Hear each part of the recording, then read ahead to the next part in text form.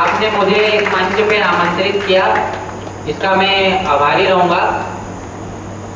आज हम सब यहाँ अलविदा कहने के लिए इकट्ठे हुए हैं और अलविदा कहने का सुख भी है और दुख भी है। खुशी इस बात की है कि उनके उज्जवल भविष्य के लिए वो आगे बढ़े, और दुख इस बात का है कि हम सब एक साथ रहे, एक परिवार की तरह रहे, प्रेम से काम किया, सब प्रेम से मिले, एक घर की तरह रहे, और आज उनको अलविदा कहना पड़ रहा है गड़गे जी और गुप्ता जी को। तो ये बड़े दुख की बात है, लेकिन जीवन में ऐसा समय आता है कि कभी ना कभी किसी ना किसी को अलविदा कहना पड़ता है। तो आज वो समय है, तो हम उनको अलविदा कहने के लिए इकट्ठे हुए हैं। लेकिन गुप्ता जी और गड़गे जी से जो मैंने सीखा वो मैं इस तरह बताना चाहूँगा कि गुप्ता जी के पास जो अनुशासन है, वो अनुशासन अगर हम अपनी लाइफ में डाल लें तो हम बहुत आगे तक जा सकते हैं।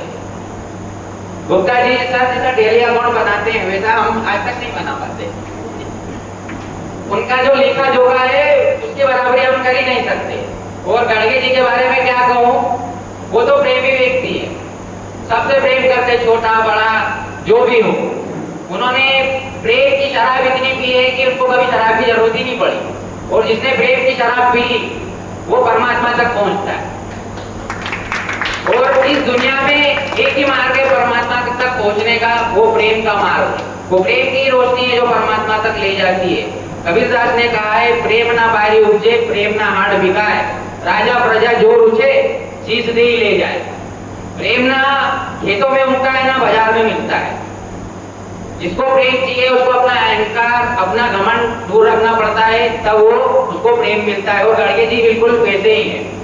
बस इसके बारे में एक मैं कहानी कहना चाहूंगा कि गड़गे जी से हमको जो प्रेम मिला, आशीर्वाद मिला, कि एक वृक्ष था जंगल में, बहुत पुराना वृक्ष था सर वो। तो उसकी भुजाएं इतनी लंबी कि आकाश में सम्राट की तरह, और उस पर जब फूल खिलते तो दूर दूर से पक्षी आते, और जब फल खिलते तो तितलियां आके उस पर बैठती। तो उस वृक्ष की छांव में एक छोटा सा बच्चा आता था, जैसे हम गुप्ता जी और गड़गे जी के पास बैठते हैं, और उसकी छांव में बैठता था, खेलता था, कूदता था, उसकी शाखाओं पे बैठता था और नाचता था। तो वो छोटा सा बच्चा, तो वृक्ष की शाखाएं जो थी वो ऊंची थी, लेकिन उस बच्चे से प्रेम हो गया उस वृक्ष को, तो अपनी शाखाएं झुका देता था। तो वृक्ष अपनी शाखाएं झुका देता था तो बच्चा उस पर बैठ जाता था। तो वृक्ष को कोई अहंकार नहीं था। और प्रेम का यही है कि गड़गे जी का भी प्रेम, गुप्ता जी का भी प्रेम ऐसा ही है कि जिसमें प्रेम होता है वो अपनी शाखाएं झुका लेता है, और जिसमें अहंकार होता है वो हाथ ऊंचा कर लेता है। तो जो अहंकार जिसको रहता है, जिसके पास अहंकार होता है वो झुकता ही नहीं, उसके हाथ ऊपर ही रखता है। जैसे दिल्ली में बैठा कोई राजा, क्योंकि जो जितना बड़ा अहंकारी रहेगा वो उतने हाथ ऊपर करेगा, छोटे से मिलेगा नहीं। लेकिन हमसे वो इसी तरह से मिलते हैं। और वो बच्चा खेलता और उसके फूल तोड़ता, फल खाता, और उसके फूलों का ताज बनाता और सर पे रखता, और अपने आप को जंगल का सम्राट समझता, और उसकी छाया देके वो बहुत खुश होता। फिर तो प्रेम जिसमें होता है वो अपनी छाया देता है, और जिसमें अहंकार होता है वो छाया छीन लेता है। तो ऐसा ऐसा वो बच्चा बड़ा होता गया। फिर एक दिन वो बड़ा होता चला गया, उसमें खेलता, सब कुछ करता ही हो, लेकिन वो बच्चा जैसे बड़ा बड़ा होता गया तो फल खाने लगा, ये करने लगा, वो करने लगा। लेकिन एक समय ऐसा आया कि वो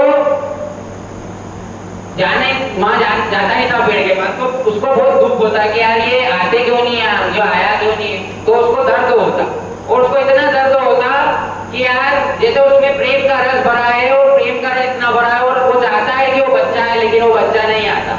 जैसे कोई माँ अपने बच्चे को दूध पिलाने के लिए फड़फड़ाती है, और वो उसको लगता है कि वो बच्चा है और दूध पिए, और उसको निर्भर कर दे, उसको उसका वजन खाली कर दे। लेकिन वो बच्चा बड़ा होता गया, क्यों? क्योंकि उसकी एम्बिशन बढ़ गई थी, उसकी महत्वाकांक्षाएं बढ़ गई थी। वो नौकरी पाना चाहता था, शादी करना चाहता था, प्रमोशन लेना चाहता था। उसने आना कम कर दिया। फिर एक दिन आया वो, तो पेड़ ने उसे पुकारा कि तुम आते क्यों नहीं आते। बोले मैं क्या करूंगा तुम्हारे पास आके, मुझे पैसा चाहिए। बोले पैसे का क्या करोगे? बोले मेरे को नौकरी करना है, जो भी करना है उसके लिए पैसा चाहिए। तो बोले अरे पेड़ ने बोला कि पैसा तो ये इंसान की इजाद है, वृक्षों की इजाद नहीं है, इसलिए हम इतने खुश रहते हैं, नाचते हैं, गाते हैं, गुनगुनाते हैं। अगर तुम्हें पैसा चाहिए तो एक काम करो, मेरे फल तोड़ के ले जाओ और इसे बेच दो। तो उसने फल तोड़े और फल तोड़ने के साथ साथ उसने कच्चे फल भी तोड़ दिए, वृक्ष की शाखाएं भी तोड़ दी, लेकिन वृक्ष खुश हुआ। क्यों? क्योंकि जिसमें प्रेम होता है वो टूट के भी और दे के भी खुश रहता है, प्रेम देना जानता है और अहंकार लेना जानता है। फिर वो चले गया, फिर बहुत दिनों तक नहीं आया, फिर और बहुत दिनों हुए तो वृक्ष बहुत फड़फड़ाता, क्या ये आया क्यों नहीं, आया क्यों नहीं।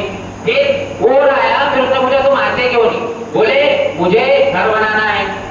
तो बोले हम तो पेड़, बोले हम तो घर में नहीं रहते, हम तो ऐसे ही रहते, ये घर तो मनुष्य की इजाद है। और घर में रहने वाला इंसान जितना बड़ा उसका मकान होता जाता है उतना छोटा उसका दिल होता जाता है।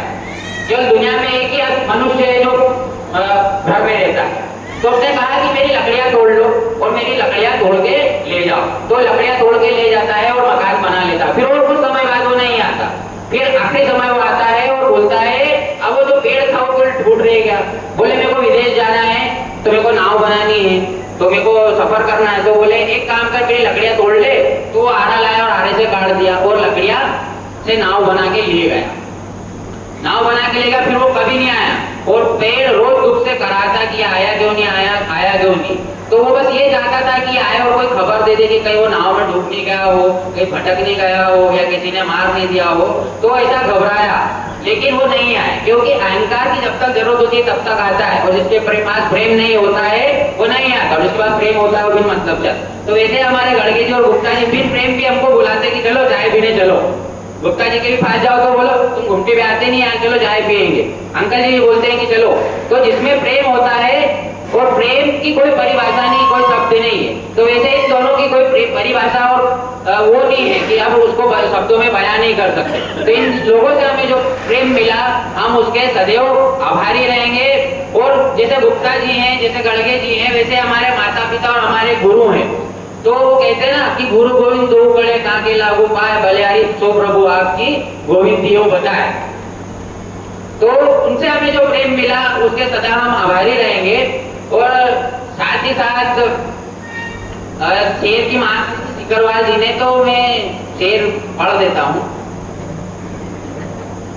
कि सुलह चुकी थी दुनिया थपक थपक के मुझे, कि सुलह चुकी थी दुनिया थपक थपक के मुझे, तेरी पाजेब ने जगा दिया खनक के मुझे। कि सुलह चुकी थी दुनिया थपक थपक के मुझे, तेरी पाजेब ने जगा दिया खनक के मुझे। परेशान करता है ये दिल धड़क धड़क के मुझे, परेशान करता है ये दिल धड़क धड़क के मुझे। मैं जब जाता हूँ आपकी महफिल से, मैं जब जाता हूँ आपकी महफिल से, तो दुनिया गले लगाती है लपक लपक के मुझे।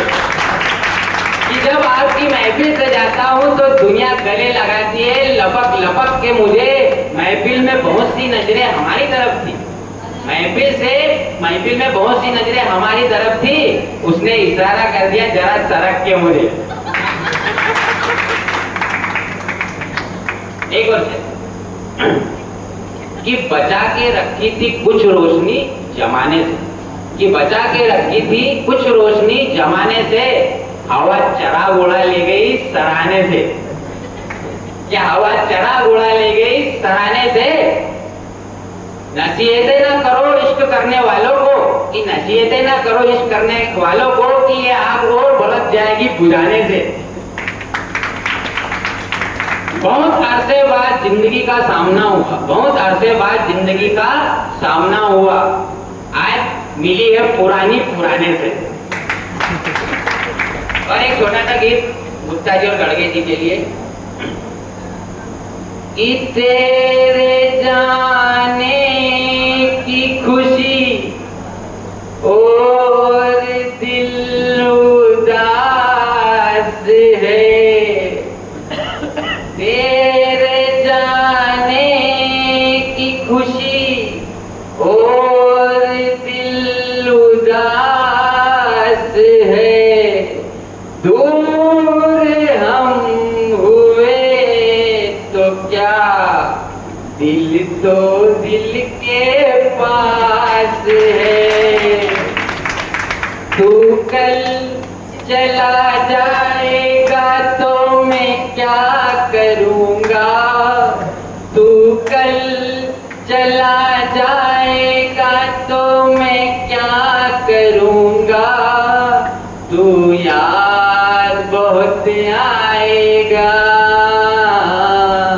तू याद बहुत आएगा तो मैं क्या करूँगा, तू कल बिछड़ जाएगा तो मैं क्या करूँगा, तू कल बिछड़ जाएगा तो मैं क्या करूँगा, तू मुझको भूल जाएगा तो मैं क्या करूँगा, भूल जाना तू मुझे हंस के दिन गुजारना, भूल जाना तू मुझे हंस के दिन गुजारना, याद ना करना मुझे हंस के दिन गुजारना, हंस के दिन गुजारना,